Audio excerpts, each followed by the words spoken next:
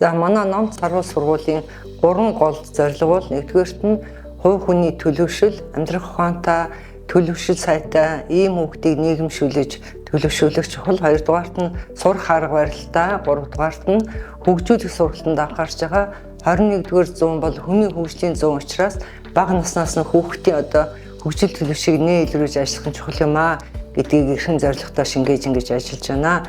Ийм ч учраас өнгөрсөн энэ зуны амралтаар сургуулаараа 35 хүний бүрэлдэхүүнтэй Япон улсын Токио хотод аялал зохион байгуулж олон улсын интернэшнл бага сургуулийг судлаж эцэг эхийн групптэй хичээл сууж сурагч эцэг их сургууль гэсэн 3 гурвалсан холбоогоор хичээл сууж Япон улсаас маш их зүйлийг олж харлаа. Ингээд номц сургуулийн өнөөгийн явуулж байгаа сургалтын үйл ажиллагаа зорилго дэлхийн өндөр хөгжилд хүрсэн улс оронтой харьцуулахад ямар нэг харьцуулж жишээчсэн нь бол маш том баялаг туршлага байлаа гэж бодож байна. За манай сургуулийн удирдах боловсон хүчин багш нарын хувьд бол олон жил ажилласан туршлагатай, хөрвөх чадвартай, хэлний чадвартай, ийм мэргэжлийн ур чадвар сайтай сайн багш нар ингэж ажиллаж байгаадаа бас их таатай байна. Ийм ч учраас сургуулийн сурагчдын хөгжил төлөвшил, сургалтын үр дүнд бол эцэг их ард түмэн үнэлэгдэхүйс юм чанартай явж байгааг энийг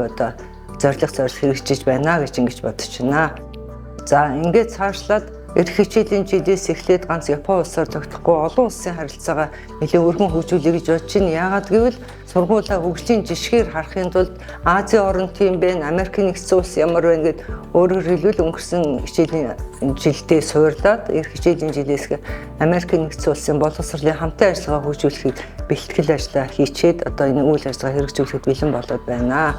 Ингээд манай сургууль ямагт үг таалга нээлттэй суралцах таатай орчин, сурах бичиг, ном, дэвтэр тэгээд мэргэжлийн ур чадварын багш нараар хангагдсан сайхан сургууль байна. Ингээд манай сургуулийн үг таалга нээлттэй учраас хизээд бид нартай хамтран ажиллахад бэлэн байна. Юм учраас та бүгдийг хүрэлцэн ирэхийг урьж байна.